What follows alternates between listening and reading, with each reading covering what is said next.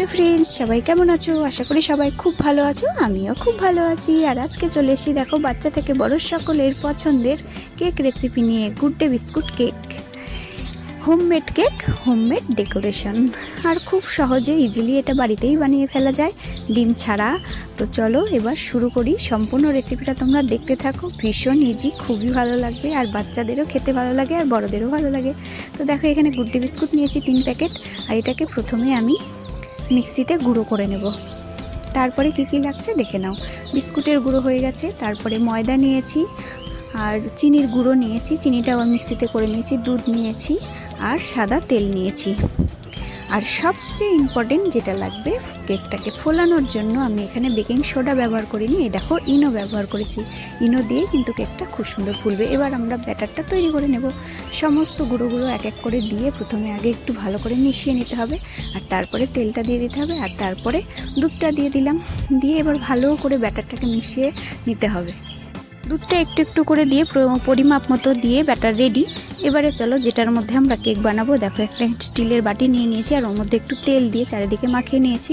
আর তারপরে এর মধ্যে দিয়ে দেবো একটু ময়দা দিয়ে আমরা এখানে যেমন কোনো পেপার লাগছে না, আমি এই বাটিতেই বসাবো, তো সেই কারণেই এখানে তেলের উপরে ময়দাটা দিয়ে গোটা বাটিটাকে ছড়িয়ে নেব।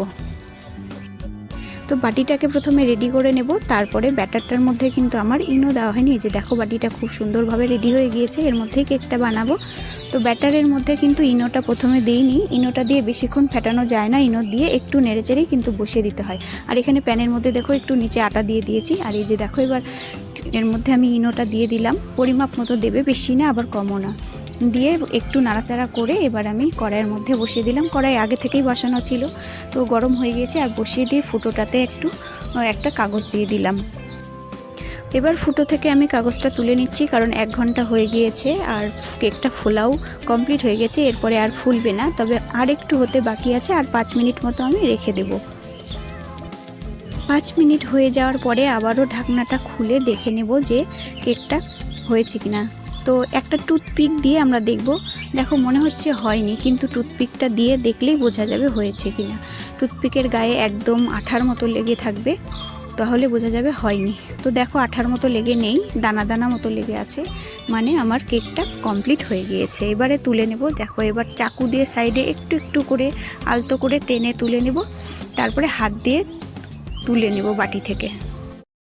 তো দেখো প্লেটের মধ্যে কেকটাকে আমি তুলে নিয়েছি, এটাকে উল্টো করে নিয়েছি, কারণ এটাকে একটু সাজানোর জন্য সুবিধা হবে। উল্টো পাটটা সমান আছে, আর সোজা দিকটায় সমান ছিল না, এবড়ো খেবড়ো ছিল, মানে ফোলা ফোলা ছিল, তো তাই।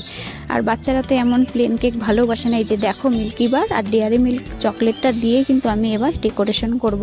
বাচ্চারা যেহেতু চকলেট খেতে ভালোবাসে, তো দেখো এইভাবে আমি ডেয়ারি মিল্ক চকলেটটা একটু দুধ দিয়ে গরম করে এটাকে একটা পেস্ট করে নেব, এটা দিয়েই ডেকোরেশন করব। এই সেমভাবে মিল্কি বার চকলেটটাকেও কিন্তু আমি এরকম করে নেব। এই যে দেখো হয়ে গেছে, এবারে কমপ্লিট। তো এবার ডেকোরেশন শুরু করব। তো দেখো ডেকোরেশন করার জন্য মাঝখানে একটা ছোট বাটি রেখে দিলাম, আর ডেয়ারি মিল্ক চকলেটের যে পেস্টটা করেছি সেটা আমি বাটির চারিধারে দিয়ে দেব, আর বাটিটা উঠিয়ে সেখানে দেব মিল্কি বার চকলেটটা, আর তারপরে ছোট ছোট ক্যান্ডি, ছোট ছোট চকলেট দিয়ে সুন্দর করে ডেকোরেশন করে নেব। তো হোমমেড ডেকোরেশন হয়ে গেল। এবারে কিন্তু এটাকে একটু ফ্রিজে রেখে দিতে হবে, তারপরে কিন্তু খেতে অসাধারণ লাগে। তো আজকের আমার গুড ডে বিস্কুট কেক ভিডিওটি এখানেই শেষ করছি। আর এই good day biscuit cake video তোমাদের কেমন লাগলো কমেন্ট করে অবশ্যই জানাবে, আর ভালো লাগলে অবশ্যই লাইক কমেন্ট শেয়ার করে দিও। সবাই খুব ভালো থেকো, সুস্থ থেকো। আজকের মতো টাটা।